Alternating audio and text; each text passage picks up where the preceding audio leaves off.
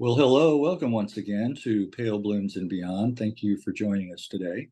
And if you do like the programming you see on this channel and the musicians and artists that I visit with, be sure and hit the like button below and also subscribe to the channel. Ric Seaberg is an American singer, songwriter, and musician who may most be remembered as frontman and lead vocalist for the Salem, Oregon band Morning Reign. From 1966 to 1972, the band released 4 singles, but no album at the time. In recent years, there have been a couple of compilation releases. The first was 2018's Can't Get Enough of It on Perfect Toy Records, followed by Taking Cover on Sundazed just 2 years ago in 2022. Post Morning Reign, Ric would open a couple of bakeries, Richard's Bakery in Tualatin, Oregon in 1975, and 10 years later, Favorites Bakery in Portland. But Ric never forgot his muse, and beginning in the new millennium, would become quite prolific in his songwriting and music production, releasing 10 full-length CDs from the period 2000 to 2015. One song in particular, We Talk About Cars from 2001, first featured on CD by NPR's CarTalk, has been played on radio all over the world. And my guest's latest CD is a compilation entitled Vehicular Tuneage. Well, welcome, Ric. Well, thank you very much. Welcome to my home and to Pacific Beach, Washington, on the edge of the continent.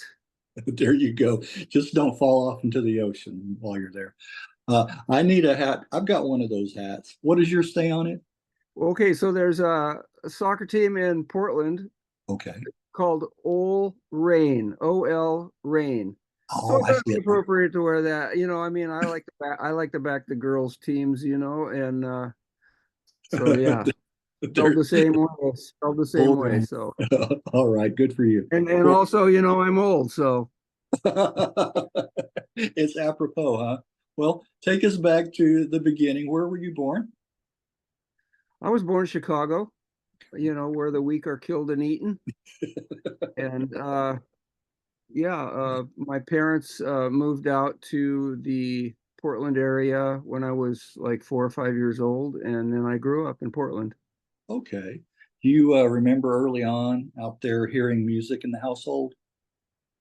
Oh yeah, my parents were both musical, my mom especially, and yeah, man, I grew up with all those old 78s, and my dad's had some old interesting 78s, and my mom was always buying albums, you know, like The King and I and Disney stuff. Oh, So yeah. she liked the musicals. You know, and I mean, I took to music like immediately, you know, like I can remember my aunt one time coming into the room where I was and saying to me, Ricky, do you have to sing so loud? Yeah. Yeah, to be heard, I guess you do, right?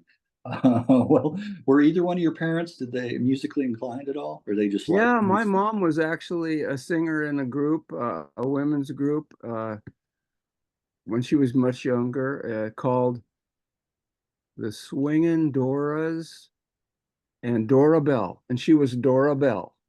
Oh, okay. I like that. The play on You know, they're words. doing covers at, you know, church gatherings and stuff. Okay, okay. I like that. Swinging Doors. Uh, can you recall the first 45 or album that you bought yourself? Let's see, the first 45 I bought was probably Dream Lover by Oh, Bobby Darin, which I okay. love to this day. Bobby Darin, Oh yeah. Oh yeah. great singer-songwriter, that dude. And you know, I think it was probably about maybe Walk Don't Run on that day, or perhaps it was A Stranger on the Shore. Oh, okay. That is so weird, doing these things, how the connections. I just talked to Bob Spalding. You know Hmm. that name? He's Hmm. in the New Ventures, or he has been since 1980. And so we talked a little bit about that just earlier today. Walk, don't run. The first time I heard that was not by the Ventures. It was Herb Albert and Tijuana Brass. Wow. My dad was really into them. And so that was the first time. Do you remember the Baja Marimba Band? You Oh remember that? yeah. Yeah, yeah. That was another one. They were really good, very underrated. It's hard to Yeah, find I mean, theaters. we just had tons of LPs, and I was like playing them all the time. Yeah, yeah. Well, how about some bands and musicians that you started getting into, as a teenager?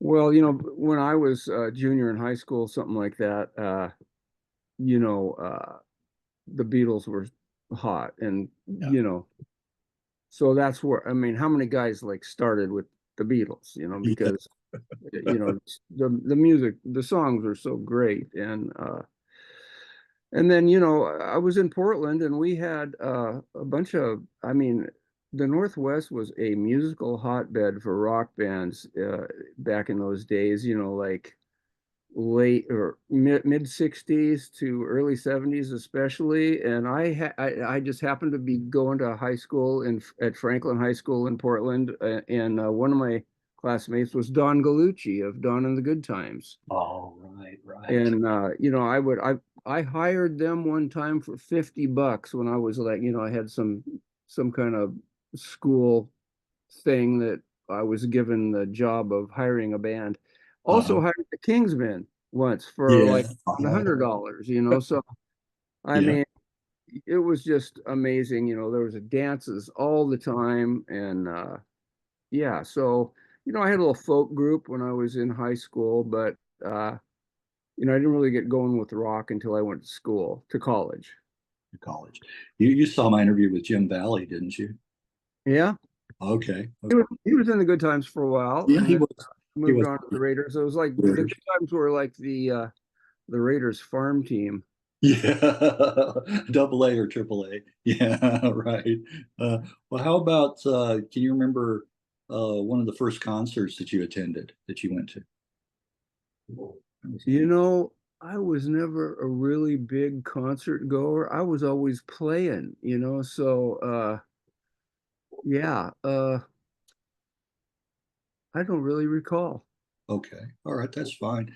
What about your very first band? Were you in a band before Morning Rain?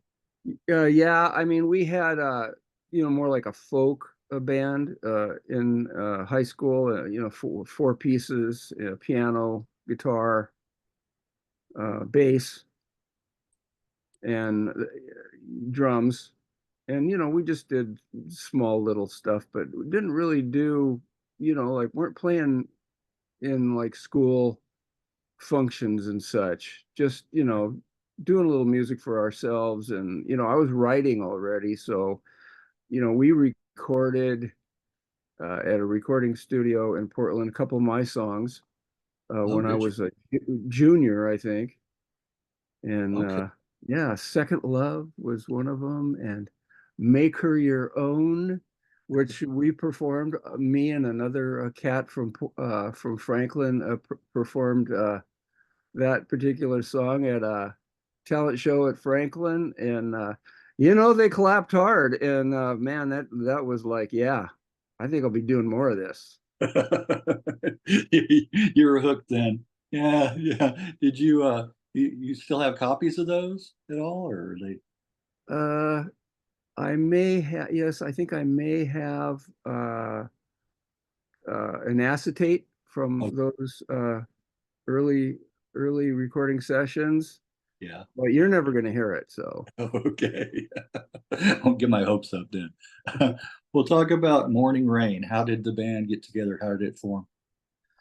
okay, so after high school, I went to Willamette University in Salem, where I met the guys who would eventually become members of the Morning Rain, including Doug Hetherington, bass, Gene Helliker, lead guitar, Craig Chastain, rhythm guitar, and including me, those were the four core guys in the Morning Rain for the entire time we were together.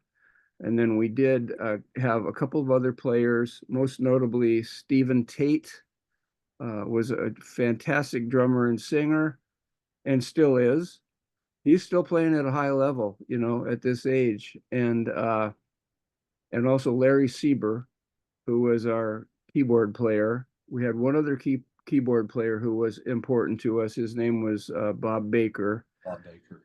But Larry was the keyboardist that we had for the most of the time. And when we were a really good, solid band, that's who the players were in the band. Okay, okay. Talk about some of the early live gigs and favorite places to play. Okay, so we started out as pretty much of a standard, frat band, and we started playing, gigs around Salem, as just kind of a fledgling rock band. But then we started getting, a little following, and then, more of a following, and then we were asked by a concert promoter in Salem, to back a larger band that was coming into town. Okay. And that really started for us a long list of bands that we backed up, because he was a very successful promoter, and he had, we backed up a whole lot of different national acts because he liked us, and we were solid, and we could hold our own with bigger groups like that. So yeah, that's how that got going. Okay. Well, you played in support of, speaking of, Dave Clark 5. What happened at that show? Okay, sounds like you know something about it. Okay, so yeah, the Dave Clark show was, these guys are, the Salem Armory where we played with them is a very large stage, and they spread out over that whole stage, and they did a couple of numbers before the gig, just sound check. And all of a sudden, their manager came to us and said, "Oh my God, we don't really have a good PA amp. So, what do you think, guys? Can we use your PA amp?" You know what? When he said that, I was like, "Yeah, but, I doubt it's like up to your standards, but okay." He was all on it, he was like, "Okay." So they're like hooking up all their mics to this little Bogan amp we had. And yeah, they played they got going like with bits and pieces. I'm in pieces. That's about as far as they got before that Yeah. little Bogan, like a little puff of smoke just came out the back. It just cut out. Knew it was going to happen, but so they ran off the stage and they were cussing out the promoter, and somehow they were like able to patch something else together, and they did end up doing the gig. Yeah. But yeah. Yeah. There was a little snag there, Yeah. huh? Well, they asked to use yours, didn't they? Yes. All right. Well, what was happening 68? Tell the story. Okay, so in the Salem area, they were throwing a battle of the bands to see who might win the right to go to Hollywood to appear on the band contest on this show that Paul Revere and the Raiders hosted in those days in 1968, of course. The name of the show was Happening 68. And so we played at the Armory and battled against, I guess, maybe 5 or 6 different bands, and won the right to go down there and perform on that show. So that was kind of cool. We drove down, and we met some influential people while we were down there, and got into a recording studio down there. And then that led to some other recording dates, one at Capitol. And, but the Happening 68 gig was a real eye opener. It was fun to do. And we did not win. I think there was like 9, maybe more bands that took part in that. And We did win second place and won a whole bunch of weird prizes. Like every guy in the band, we had 6 guys in the band, and we all got 3 power tools apiece, and this little tomato soup colored LP player, like the compact record player of the day, Yeah. and some other stuff, Samsonite luggage. And they shipped all that stuff to our band house in Portland, and it was just like boxes and boxes of stuff that showed up one day, so yeah. But like, I ended up kind of a tool guy. I was only in my early 20s back then. Yeah. And I think I like parlayed those 3 weird tools into like some knowledge of how to use them. And Yeah. I was going to say, what were they thinking? I mean, you guys needed tools, yeah, I mean, they just had to deal with Black and Decker or something, Okay, the sponsors. Yeah. Well, it was like, yeah, well, at least you didn't get a version of the Happening 68 game, or something No. like that, to Oh go yeah. home. But there was a couple of other wacky things too. And the main prize was going to be to go into the studio, Yeah. get a recording contract, if you will. But yeah, that didn't happen. But we did meet. We were asked to play in LA on that trip to open for the Box Tops. Oh, yeah. Okay. And so we opened for the Box Tops. And after the show, we were approached by a couple guys, a recording artist by the name of Joey Page and his associate Mark Wildy, who had done some producing for the Kingsmen and some other bands. And they took us aside and said, "Hey, you guys want to go in the studio tomorrow?" So we were like, "Yeah." And so we went into Nashville West for the first session of, maybe 4 or 5 times we went in to that studio with Joe and Mark.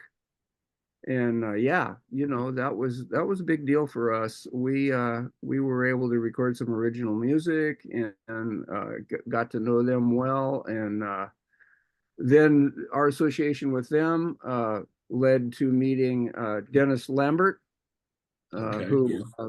and we recorded one of his songs. So yeah, it was things just kept tumbling. Yeah. Was it comfortable? I want to ask you about recording at that studio. Was it comfortable there?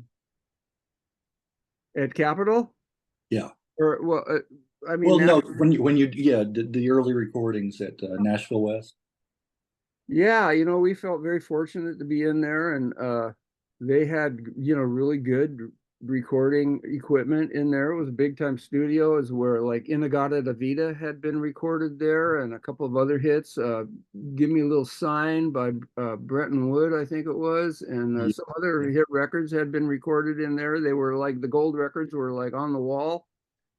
And so yeah, we felt very fortunate to be in there with those guys. And then later when we went to Capitol, we were like, wow, Yeah, that's the I think we big. might be bubbling under here.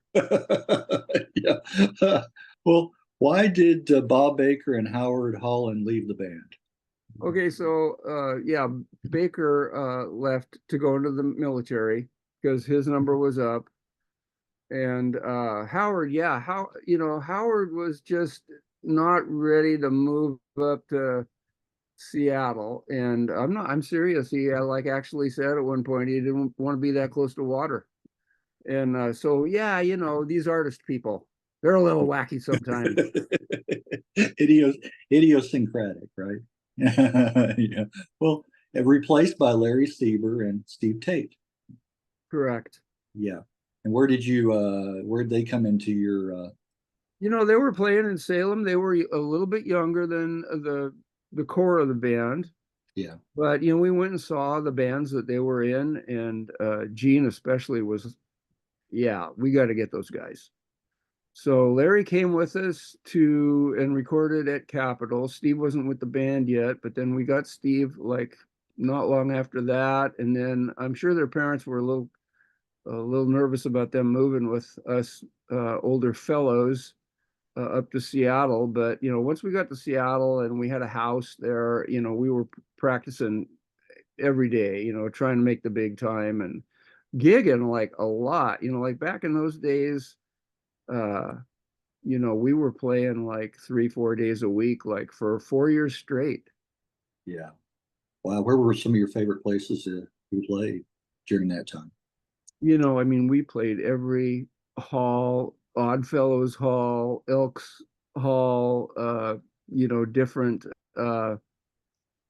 different auditoriums and high schools and colleges all over the Northwest. We had a great truck, and we just were like on the road all the time. Like we're next stop Pocatello.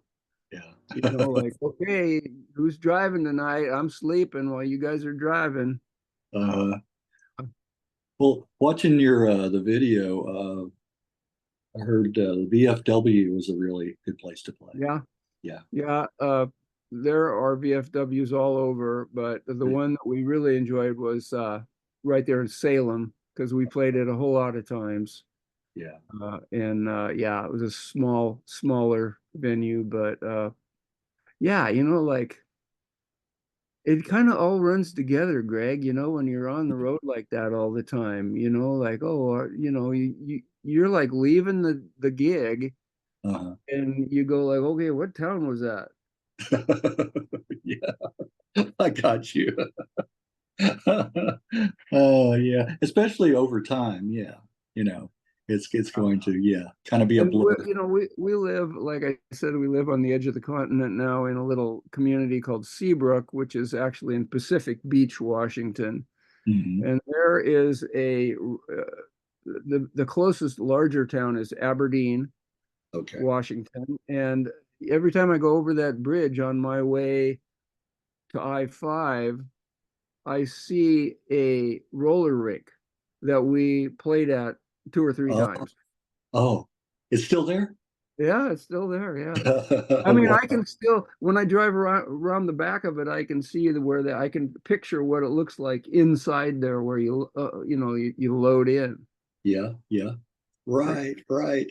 Yeah, some of those places around here. There was a place called Bronco Bowl where there was a lot of concerts, and Yeah. it's been torn down a few years ago, but I can remember going there. It was a bowling alley, and then they converted it into a concert hall. But Hmm. that's happened quite a bit. Well, I do like, going back and listening to some of the music. I do like the first single, "Please Stop." Nice pop song. I like the keyboards. The emphasis on the keyboard. Stop. I can't take it anymore. Yeah, yeah, yeah. I like that sound Yeah, of that. Gene and I wrote quite a few songs together back in those days, and Please Stop was one of them. Yeah, yeah. It's nice. I mean, even listening to it today, it kind of is a little dated, but not too much. You know what I'm saying? So no album came to fruition at the time. Were there any bites from record labels? Yeah, one of the songs that we recorded at Nashville West, one of my songs, which is called "Wait Till You See," was nicely recorded, sounded good, short song, pop song, and there was an offer, I think, from RCA offered like a small amount of money for it, but we had producers then. Those guys were Mark and Joe were paying for the studio time, and Yeah, so they kind of like were running the show, and they were holding off for better offer. right, And right. that song probably would have ended up being on an early album had we released an album back in those days. Yeah, Uh, but yeah, you know, sometimes things just don't happen the way you'd like to see them happen. So we had to wait 50 years right. before all of the music The from kind those of sessions compilations. came out. So yeah, it's crazy. Right, right. Did it surprise you that there was still that kind of interest, 50 years later? Like to say the least, my dude. I mean, I'm like, I've been doing a lot of recording for a long time myself. Yeah. And then one day I got an email from a guy in Germany, and he's like, I produce LPs, and I'm interested in getting together with you and putting out an album on the Morning Rain." And I was like dumbfounded, gobsmacked, as my wife might. That's the word. And so, we put together a package of songs. I mean, I always had all the Morning Rain stuff on my website, Yeah. and he kind of went in there and picked and chose what he wanted on that first album. And yeah, we did a deal, and it worked out great. Like, we didn't make a lot of money on it, but everybody in the band did get a few $100s from that deal 50 years after it was recorded. Right. Right. And then, lo and behold, uh, another company, Sundazed, Yeah. wanted some stuff too, and that was like a year later. Yeah. So, I mean, we didn't turn out to be rock icons, but I do have that album framed on my wall.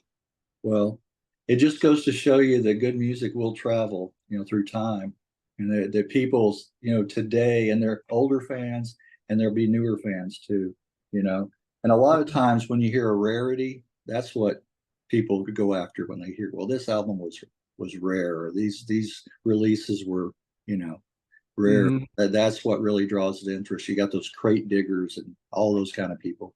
So yeah, Right. Sundazed is a good one. It's a good label. I've got several compilations from them. A lot of Mhm. bands, found out about a lot of bands through them. Well, I was going to ask. So then the band you just kind of went your different directions, right? Yeah. For almost the entire time that I was in the band, I was already a father. Okay. And you're in Aspen, Colorado, on Christmas Eve, and your young daughter is back in Portland, and at some point you're like ready to move on, and you know that's what I did. Right. And the rest of the guys kept going for a year or two, and then they met up with another manager and changed the name of the band, and they see Gene and Steve and Larry continued then to play music for a number of years. And yeah, but we always stayed in contact, and we've always loved each other and still love to get together and talk about any old thing.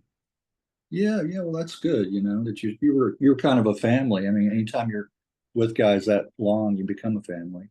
So, well, this is interesting. Where did the interest in baking begin? And I'm not just talking about eating sweets. I mean, so I'm back in Seattle, working as a janitor. Uh, that was a good way to get health insurance, and my wife at the time, Donna, was working at Safeway, and they had bakeries in the Safeways back Yeah, in those days with like real bakers. yeah, yeah. And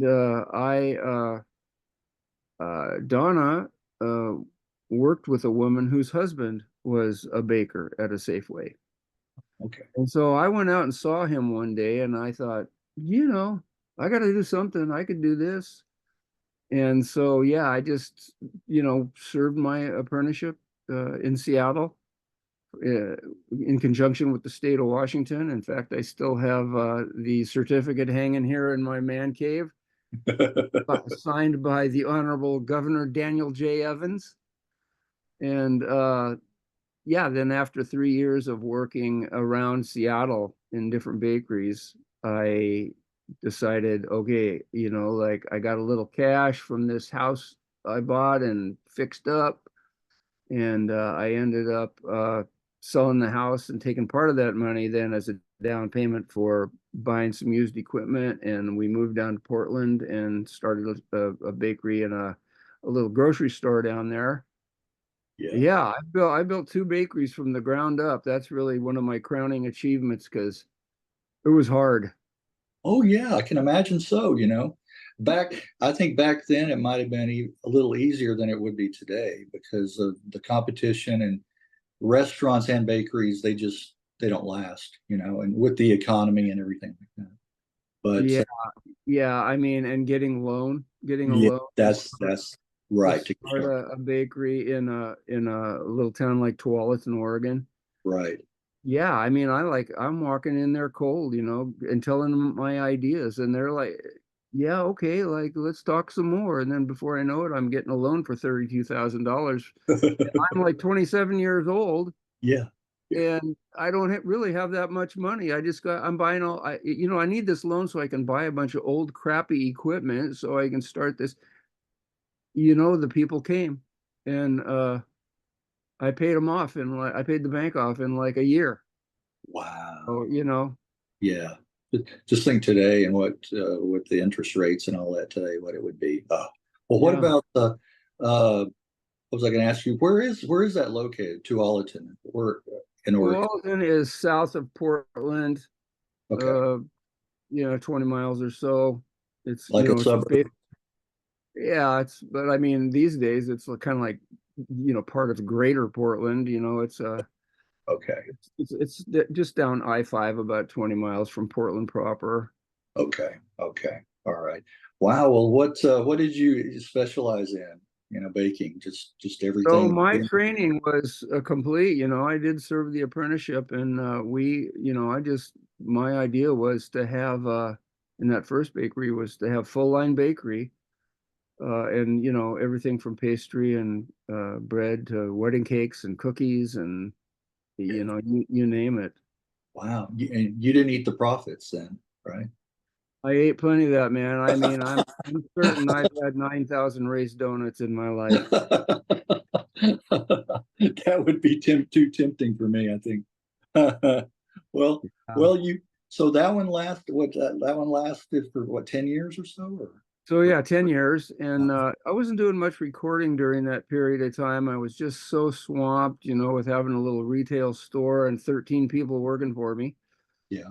Okay. And then, life happens, and it was a kind of an odd situation. That first bakery was in a thriftway grocery store where I had built it, from the ground up. And then while uh, I was coming to the end of my lease there, and during that last several years I was there, Safeway had purchased that grocery store. So that Oh, was weird. I had a privately owned retail bakery, Richard's Bakery, in a Safeway for like 3 years. And, people are coming in going, "Yeah, do you have those like applesauce cake donuts, 9 for 99?" And I'm like, "This is not a Safeway bakery. This is we don't have that special." So that was unsatisfactory. It was very weird. So, I moved on from there. I moved all my equipment to a freestanding building in Portland. okay. And that was a better situation for me. And yeah, so and then I was there at Favorites Bakery, uh, as the English spell it, with a U, for 10 years. And Okay. yeah. All right. And then you ended up selling that, right? And Correct. in the end. Okay. Well, I ended up owning the building, uh, and that's that worked out for me because I could then improve. There were other parts of the building that I could improve, and I ended up with four tenants in there besides my bakery. Okay. So then eventually I did sell that building, and that's when we moved up here to Seabrook. Okay. Okay. Well, fill us in on what happened between that period of time and when you started recording again. So, I'd always been writing songs and doing some recording. I had like a little Tascam cassette recorder and some other peripherals, to, like get better reverb and all that kind of thing during the years that I had favorites. Okay. Those songs still exist, most of them. I mean, actually, I did throw a bunch of those uh, cassettes out because those songs were just, I didn't even want to ever hear them one more time. Okay.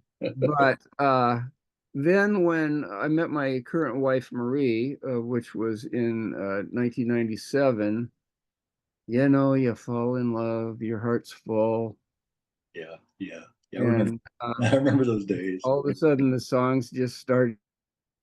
You know, I mean, Marie, there's a part of Marie in so many of my songs, and yeah. So then I got some better equipment. You know, I knew I was, you know, I had that lucky moment where CarTalk wanted to play some of my songs on their show, and that kind of made me go, you know. And of course, then Marie was greatly inspirational to me, and my son Blaine, her son, who became my stepson.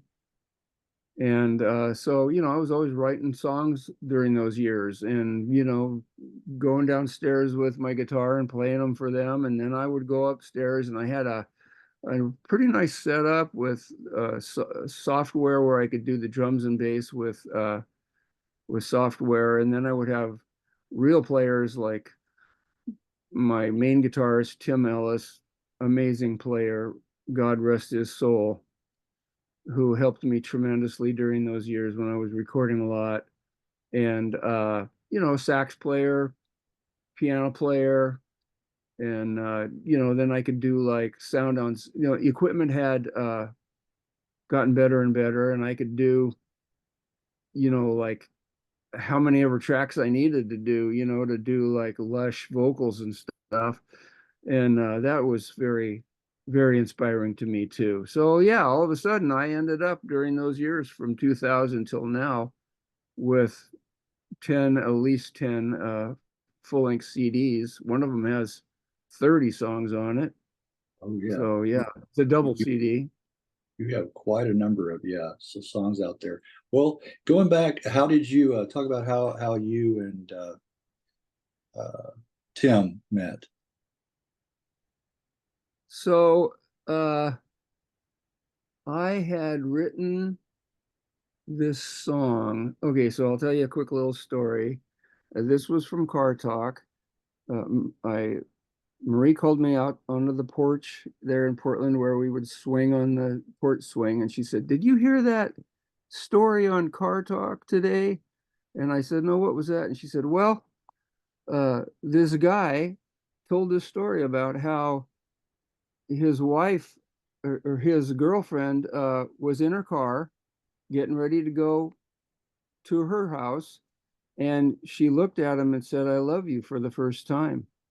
And this guy, being a typical guy, he's like a little dumbfounded, and he kind of like looks around and says to her, "You know, I'm going to have to take care of the rust on your car here." Yeah, So of course, that sounds like, you know, typical Mars Venus stuff. yeah, We got a good laugh out of it, and then I went and wrote a song about it called "Didn't Say I Love You Right." right, right. And so I then that's, you know, that inspired me to actually buy better recording equipment so I could record that song. And Oh, that's the first one that they played on Car Talk. right, right. You know, I needed a guitar player, I needed some lead parts, and you know, I had heard about Tim from a newspaper article. So I just cold called him and asked him if he'd be interested, and he came over and played on a couple of songs at the start. And yeah, Tim, whenever you listen to my stuff, I mean, Tim elevates all my music so much, you know, with his playing that, you know, I could never thank him enough. Right. Had he done any, what had he done before he met you? Well, Tim? Tim actually owned a recording studio. You know, he'd played in bands for many, many years, but he actually owned a Oh, high-end recording studio where, you know, bands like Everclear yeah. recorded there in Portland. And I actually recorded there a couple of times myself because of my association with him. But mostly, I had my own little studio, and he would come over and chat with my son and Marie, and then we would go up into my studio, and he was just such a great player, and I mean, this dude could like listen to the song through one time and just nail it. And play it. Yeah. And I am not kidding you one bit. He would just like he'd take some notes and then play just. I mean, when you listen to my stuff, Greg, just Yeah. imagine this cat Right. probably did that in one take. In one take. Right. Right. That's a rarity. That's definitely for a musician. Just a genius. Yes. Yes. To be able to do that. Yes. Wow. So that whole car talk thing, did that surprise you that your songs ending up on their CDs? You know, Greg, I don't know that much about cars. I mean, I did take a Volkswagen motor apart one time and have done some other things, but I mean, I'm not a mechanic. But well, that is a little shocking. Most of my songs, even though they might be about have a car in them Yeah. or Yeah. some kind of vehicle in them, they're mostly about relationships. Yes. Like didn't say I love you right has a car in it, but it's about how this guy was like trying to say that he loved her by saying he would fix the rust spots on her car, but she wasn't exactly responding how he had hoped. Right. Yeah. Again, that Mars Venus thing he said. Well, Yeah, your song, The Noise Pollution's Gone, is the official song of Noise Free America. correct. Yeah, How do you feel about that? well, great. You know, I like a little quiet now and then. So I had written that song, and I also had heard about Noise Free America, so I just wrote to him and said, do you mind if I send you this song? And then we made a little deal on that. So Yeah. Yeah. They liked it and they went yeah, with it. yeah, it's a Wow. great organization. They're just trying to, you know, keep sounds, like down to a dull roar. Right, right. There is a lot of noise pollution. It's still out there. You're right. You're right. Well, I really recognize that living out here at the beach, because it's so quiet here, and I do love that. right, right. I I would like that too, I think, here I'm close enough. I mean, with this city, Wiley, where I am, is growing. It's growing too fast, I think, but we're kind of a suburb of Dallas, so Mm, just about every day you hear a siren or an yeah. ambulance or something go by, so it's getting to that. Mm. Well, your music styles cover a broad range, blues, country, reggae, straight up rock and roll. And I do like your sense of humor that you interject into the songs and some of the titles. And of course, we can't go into all of them or even most of them. Don't have the time to, but I like to mention a few that are on the quirkier side, I guess you could say, that drew my attention. Uh, Jesus didn't Awesome. have Jesus didn't have a car.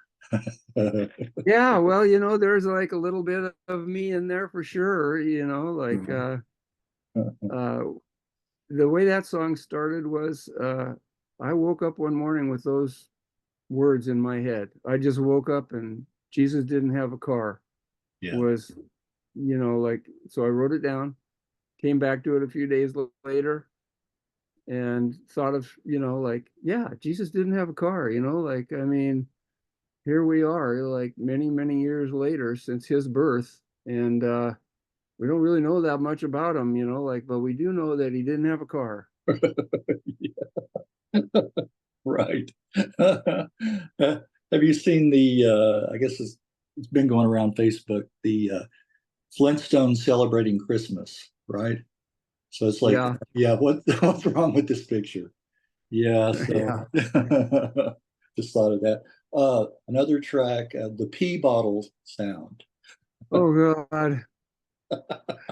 Yeah, well, like I said, the artist people, they're a little nutty sometimes, and Yeah, I actually I talked to my friend Ed about that one day, and he said to me, I said to him, I feel so weird about writing that song. It just came to me, and I wrote it for a friend.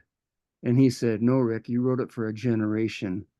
Oh, wow. I like that. I like that. Yeah. Uh-huh. Yeah. That's true too. But I don't want to like really try to popularize that song because that was like kind of a weird moment in my life. Right. Uh, and oh, I got to hear about this one. If Oprah was president, tell the story. Yeah, yeah, there was a guy, I think in 2016, yeah, 2016, I think, that was he had a website that was promoting Oprah for president. And it just kind of sounded like kind of comical to me. And I wrote this song, If Oprah Was President, and sent it to him. And yeah, it was like the official song of the Oprah for President campaign back in Yeah. like 2016, or like I guess it would have been like 2013 or something, because he was trying to get her to run Yeah. in 2016. Yeah. So yeah, I mean, they a person named Gene Muse, who is a news person, picked it up and played it on CNN, behind the story of this guy that was pushing Oprah for president. So Oh, yeah, I mean, there's your, national exposure for my there's song. your, there's your song. I wonder if that clip is still floating around out there. I don't think so. I don't think it is, because she wasn't really happy about that whole deal, I guess. Oh And so yeah. I think she arranged to yeah, remove all vestiges of that whole idea. And you're just trying to help out. Look at that. Yeah. The things you get, right? Yeah, I know. But I mean, this cat had like so much swag, he had like bumper stickers, and I think I got a t-shirt and some other stuff that he sent me that was all about, Oprah for president. So Yeah. fun A stuff. couple of songs that are really nice melodies and nice songs too as well. Not that your others aren't, but that really appeal to me, the music. Smiley Emoticon. Hmm. I And feel that's like my emotive. really current. Yeah, But I like the melody, the song too. Yeah, yeah, great. yeah, yeah. Well, thank you, Greg. I appreciate that. But it's real timely too. You don't hear many songs about emoticons. I thought it was a good metaphor. Yeah. And then here's another one. The Family Asshole Void. A pretty song dealing with a dark subject. Yeah, yeah. Yeah. So I know a guy who, you know, he it's pretty much his story. And he said that line to me one day. And you know how songwriters, will scribble stuff down on napkins.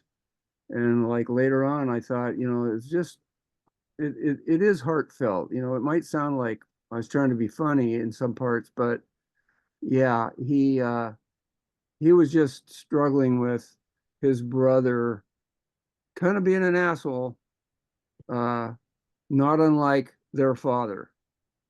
Right, So right. Yeah. But it's good that you dealt with that subject.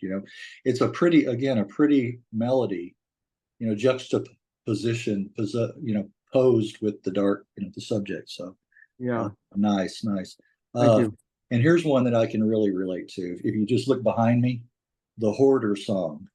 Yeah, yeah, I can see you're a collector of sorts. Yes, I am. My wife Marie and I, we really got into watching those hoarding shows for a couple years, and yeah, so you know, like I say in the song, the person in the song is like absolutely not accepting the fact that they are a hoarder, Yeah. as do the people that are in those shows. You know, they absolutely, Oh, you know, their refrigerator can be full of rotten chicken from like 8 months ago, yeah. and they're just like, it's fine. You know, Right. it'll be fine. Right. Well, it gets to the point where you can't even move, you can't walk around, then Yeah, it's time to start picking up and throwing yeah. some stuff. I Yeah. it's I've a seen it's a some of those. sorry Yeah. disease. Yeah. I've seen some of those houses. Man. Moving on to I like this one, Bobblehead Blues. Yeah, that's an early song, and yeah, you know, it's easy to write a blues song. Your chords are already figured out for you, and to get the Ichiro bobblehead Uh-huh. standing at the gate, I'd love Yeah. an Ichiro bobblehead, but I can't stand to stand and wait. Yeah. I mean, again, you touch on subjects rarely heard in music. You know, that's what's so fascinating and interesting about your material. And here's one. I don't think I've ever heard another song about the colonoscopy song. Yeah. Oh wow, yeah, that's a true story. My buddy Tim, let's see, Tom, uh, you know, was we were talking about I was going in for colonoscopy, and he's like, "Yeah, there's probably a song about that. You could probably write a song about that." And Yeah, I yeah, was I think like, I will. "You know, yeah, it doesn't sound like you think I could write a song about a colonoscopy. I'll show you." So yeah, that's how that happened. True Oh man. story. Man, the next time I have to go, I'm gonna listen to that before I go. And here's another one I can really relate to. We got a lab. We have a labradoodle. Ah, So, and I had two labs prior to that. You know, black labs, chocolate labs. mm-hmm, So I know what you're mm-hmm. singing about. I know what you're singing about. Oh yeah, yeah, you can relate to it. Yeah. Yes, I really can.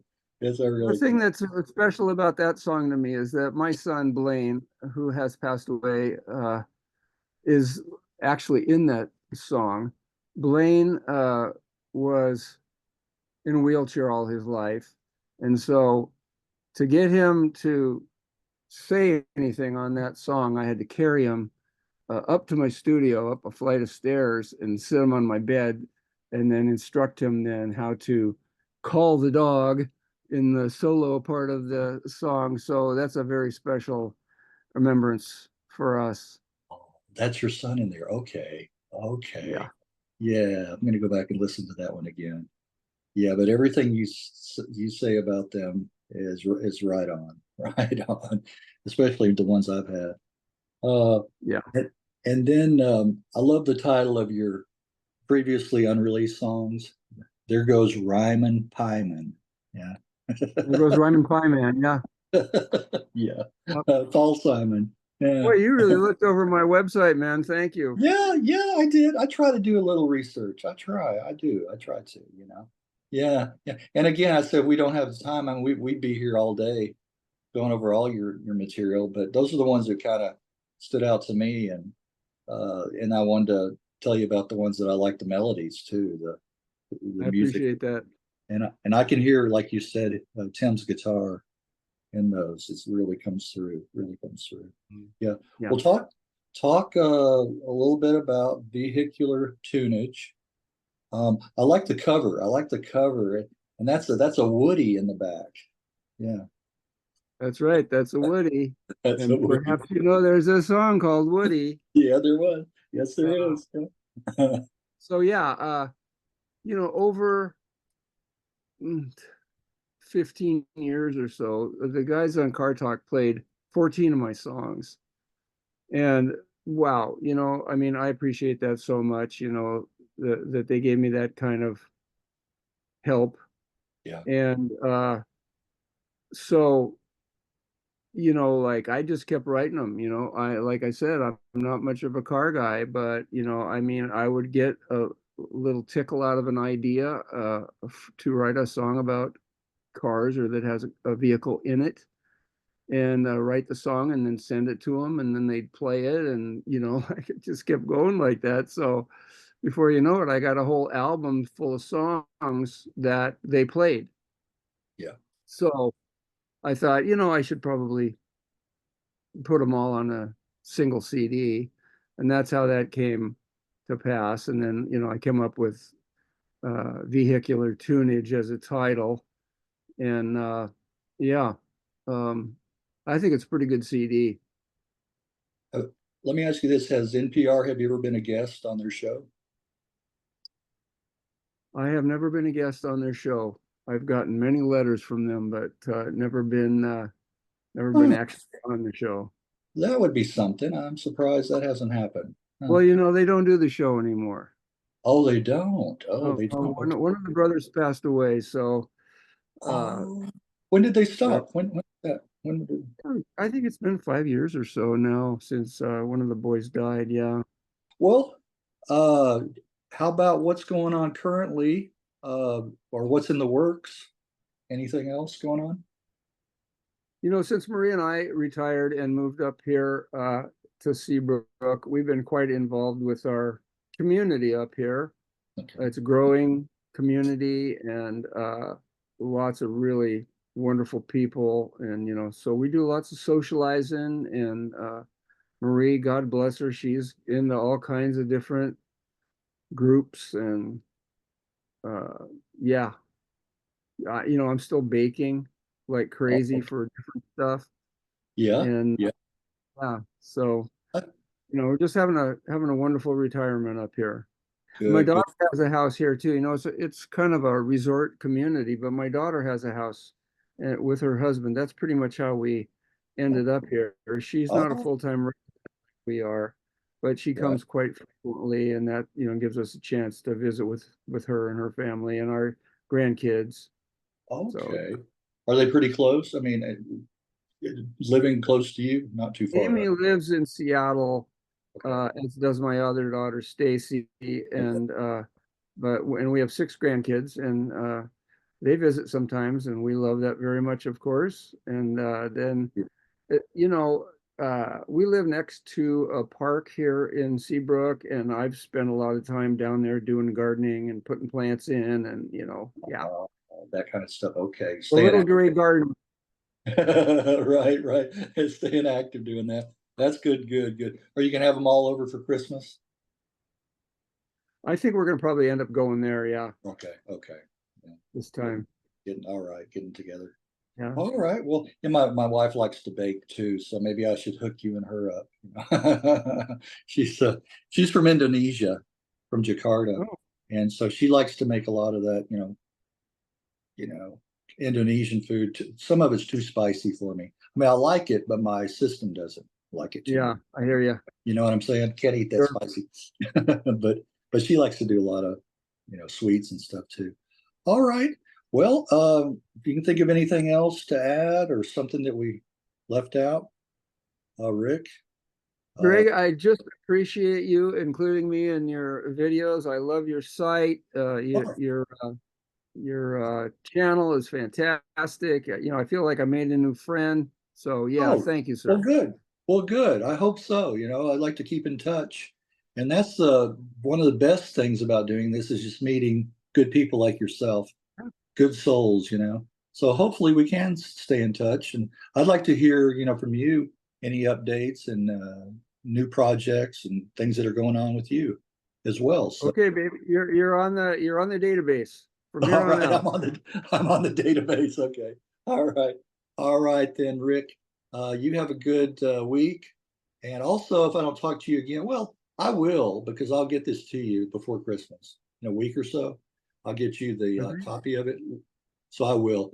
But still want to wish you, Merry Christmas before then. But definitely be giving you once I edit a little bit and put it on my site, and then also you can post it wherever you like, too. So Yeah, I'll have a chill holiday, my friend. All right, I will. Thank you. Thank you, Rick. Okay. See All you the best later. to you. All right. All Thank right. you.